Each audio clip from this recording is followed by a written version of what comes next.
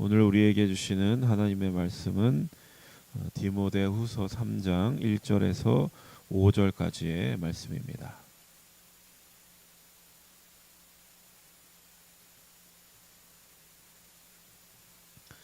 디모데후서 3장 1절에서 5절까지의 말씀을 함께 봉독합니다.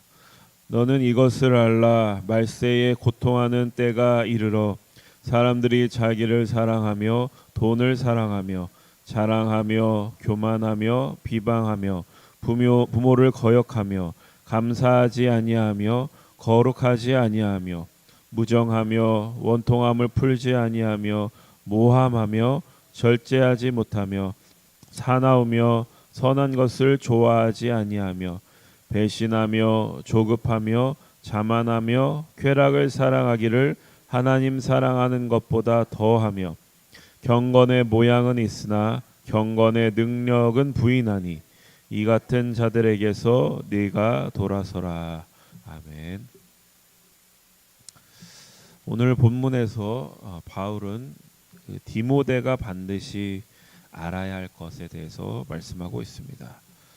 오늘 본문에서 우리가 주목해서 볼 단어가 말세라고 하는 단어입니다. 1절 말씀 다시 한번 보겠습니다. 1절 시작. 너는 이것을 알라.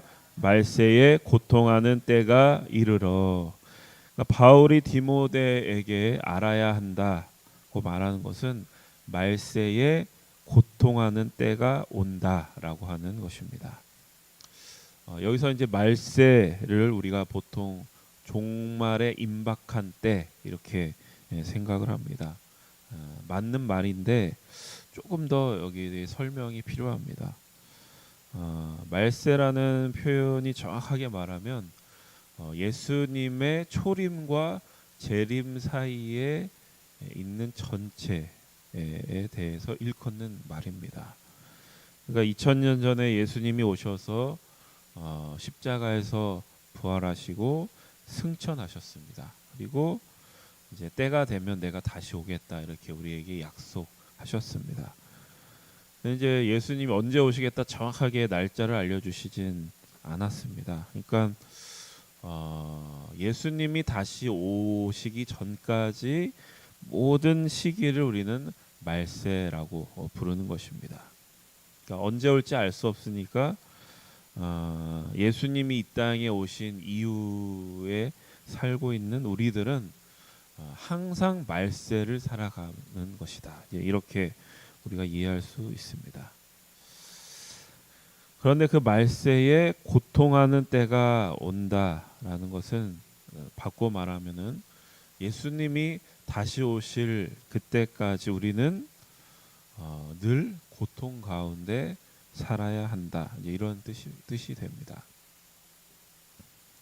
그래서 이제 고통이라는 뜻은 우리가 보통 고통을 통증이라고 이해를 하는데 정확하게 이 단어의 뜻은 힘들고 어렵고 곤란한 일들을 피할 수 없고 그러한 일들 가운데서 살아야 한다. 이러한 말입니다. 그래서 이제 바울은 이것에 대해서 구체적으로 오늘 본문 말씀에서 이렇게 표현을 하는데 2절에서 5절까지 다시 한번 보겠습니다. 시작. 사람들이 자기를 사랑하며 돈을 사랑하며 자랑하며 교만하며 비방하며 부모를 거역하며 감사하지 아니하며 거룩하지 아니하며 무정하며 원통함을 풀지 아니하며 모함하며 절제하지 못하며 사나우며 선한 것을 좋아하지 아니하며 배신하며 조급하며 자만하며 쾌락을 사랑하기를 하나님 사랑하는 것보다 더하며 경건의 모양은 있으나 경건의 능력은 부인하니 이 같은 자들에게서 내가 돌아서라. 이 같은 자들에게서 내가 돌아서라. 이 같은 자들은 뭐냐면 하나님을 모르고 하나님 없는 것처럼 살아가는 이 세상 사람들에 대한 묘사입니다. 근데 이들이 우리에게 고통으로 다가온다라고 하는 것은 뭐냐면 우리가 그들과 함께 살아가야 하기 때문에 그렇습니다. 이 부분에 대해서 그 톰 라이트라고 하는 신학자는 이렇게 표현을 했습니다. 우리는 그들과 함께 살아가고 그들과 함께 일하고 버스에서 그들 옆에 앉는다. 그러니까 그들이 하나님을 알지 못하는 사람들이 우리에게 고통으로 다가오는 것은 그들과 함께 우리가 살아가지만 피부를 맞대고 살아가지만 동시에 그들과는 구별돼야 하기 때문에 돌아서야 하기 때문에 그들과 가는 방향과 다른 방향으로 돌아서야 하기 때문입니다. 그러니까 우리가 거룩하라 이런 말을 많이 하지만 그러니까 거룩이란 말이 그냥 분리가 아니거든요.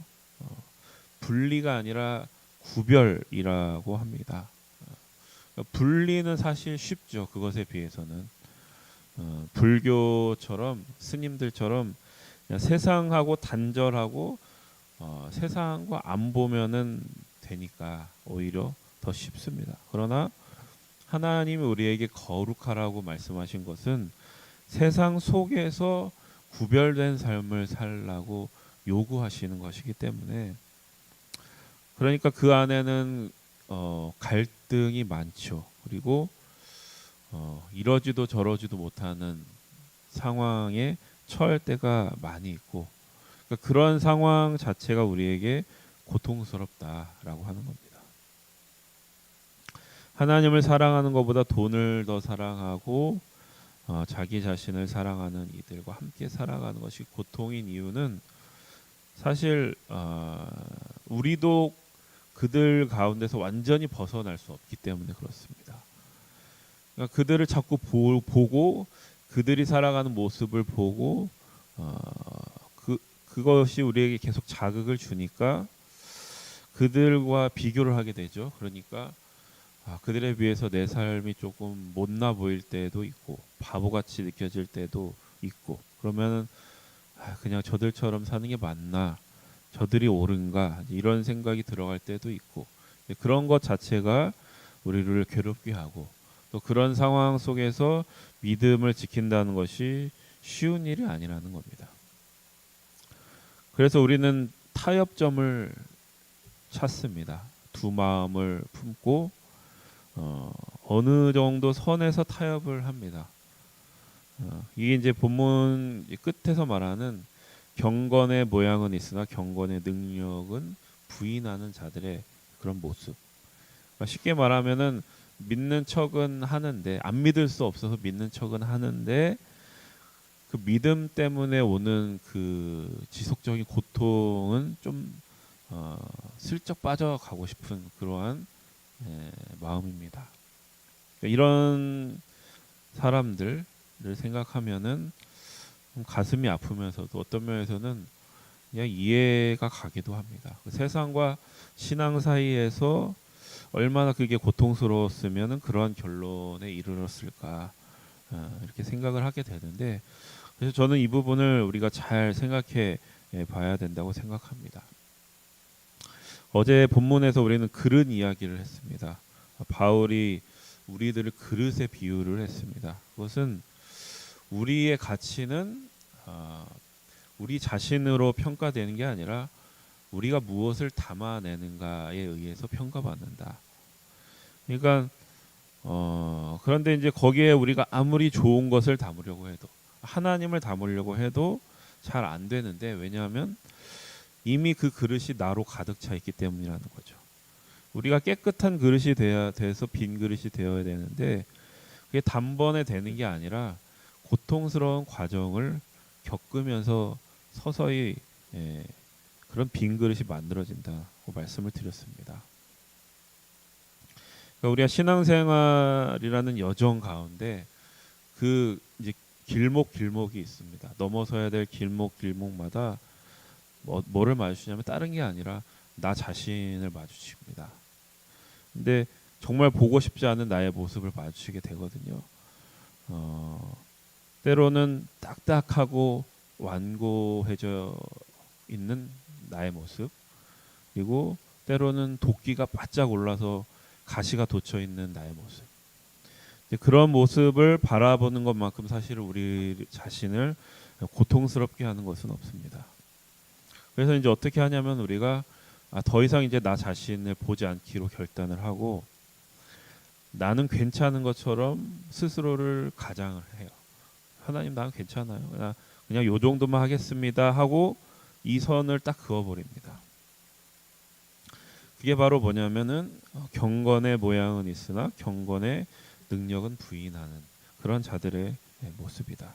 하나님 나는 그냥 금그릇이고 나는 그냥 질그릇이고 이렇게 자기 자신에 대해서 결론을 내버리고 자신에 대해서 하나님 앞에 자기 자신을 닫아버리는 거죠.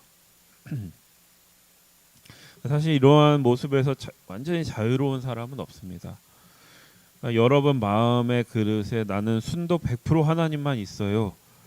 세상 것은 0.1%도 없어요 라고 자신 있게 말할 수 있는 사람은 없죠. 그런 의미에서 우리는 사실은 모두 경건의 모양은 있지만 경건의 능력을 부인하는 자들 가운데 한 사람이다 이렇게 말할 수 있습니다. 이제 물론 그게 완벽하게 되기는 어렵습니다. 근데 문제는 내가 그것을 계속해서 추구해 가는가, 그 신앙생활의 여정을 멈추지 않고 한 걸음 더 나아갈 수 있느냐의 문제입니다. 그러니까 어느 길목에서 나 자신에 대해서 외면하고 상처받기도 싫고 그래서 나 자신을 딱 닫아버리는 것은 이제 완전히 그 갈등을 차단해 버리고 싶은 거고 고통을 피하고 싶은 거죠. 거기서 그 믿음으로 인한 고통을 피하고 싶습니다. 그래서 이제 신앙생활에는 용기가 필요해요. 용기가 필요하고 하나님 앞에서 나를 개방할 수 있는 용기, 세상 앞에서 나를 열 수 있는 사람들 앞에서 나를 열어갈 수 있는 용기가 필요합니다. 근데 이 용기는 내 안에서 생기는 게 아니라 하나님이 하시는 일을 바라보고 그 하나님에 대한 신뢰로부터 그 용기가 이제 만들어지는 것입니다. 그래서 아마 디모데도 그러한 용기가 필요한 상황에 처해 있었던 것 같아요. 그래서 바울은 아버지가 아들을 바라보는 마음으로 움츠러들어 있고 멈춰 있는 아들을 바라보는 아버지의 마음으로 디모데에게 용기를 불어 넣어주고 싶은 겁니다. 내가 너 고통스러운 거 잘 알고 왜냐하면 나도 그 길을 걸어왔다. 그리고 어쩌면 너의 결말이 내가 지금 감옥에 갇혀 있는 이런 모습, 그러니까 평생 그 고통에서 네가 벗어날 수 없을지도 모른다. 그러나 내 인생을 한번 봐라. 나는 지금 이렇게 감옥에 매여 있지만 하나님의 복음도 나처럼 이렇게 매이지는 않았다는 겁니다. 나를 통해서 일하신 그 하나님을 바라보고 지금 너 자신을 스스로 가두지 말고 너를 통해서 일하실 그 하나님을 바라보고 용기를 내라. 지금 너의 그 답이 없고 막막하고 고난 가운데 있는 너의 모습을 통해서도 하나님은 여전히 일하고 계시고 네가 상상하는 것보다 더 큰 계획과 섭리 가운데 너의 인생을 이끌고 있다. 이것을 알려주고 있는 것입니다. 여러분 오늘 이 바울의 격려와 조언이 오늘 여러분들에게 위로가 되고 힘이 되기를 주님의 이름으로 축복합니다. 신앙생활에서 고통은 피할 수가 없는 일입니다. 근데 누구나 이 길을 걸어가야 될 것입니다. 우리의 믿음의 선진들도 이 여정을 이미 앞서 걸었고 또 우리가 담대히 그 길을 걸어갈 수 있는 것은 우리의 아버지가 되신 하나님께서 그 고난 가운데 일하고 계시기 때문에 십자가에서 부활을 만들어내신 하나님이 우리의 하나님이시고 우리와 동행하시는 분이기 때문에 우리는 힘을 낼 수 있는 것입니다. 예수님께서는 다른 길은 없다고 하셨습니다. 우리는 힘드니까 자꾸 다른 쪽에 고개를 기웃거리면서 여기에 뭔가 새로운 것이 없나 기웃기웃대지만 오직 이 길이다. 나는 길이요 진리요 생명이다. 십자가의 길만이 네가 가야 될 길이고 거기에 진정한 생명이 있고 거기로 가야 네가 산다라고 말씀하고 있습니다. 이 주님이 주시는 신뢰와 또 용기와 지혜가 여러분 오늘 하루의 삶에 충만하시기를 주님의 이름으로 축복합니다. 기도하겠습니다. 하나님, 저희들은 말세를 살아가고 있습니다. 하나님이 없는 것 같은 세상 속에서 하나님을 부인하는 사람들과 함께 살아가야 하는 것이 사실 우리에게는 크나큰 고통입니다. 그러나 생명과 부활의 하나님을 신뢰하며 우리보다 앞서 그 고통의 길을 통과하셨던 예수님과 또 바울과 디모데를 생각하며 우리도 기꺼이 그 길에 동참하게 하옵소서. 예수님의 이름으로 기도드립니다. 아멘. 함께 기도하겠습니다. 성령의 능력으로 하나님 나라를 증언하고 살아내게 하소서. 하나님의 말씀이 기준이 되게 하소서.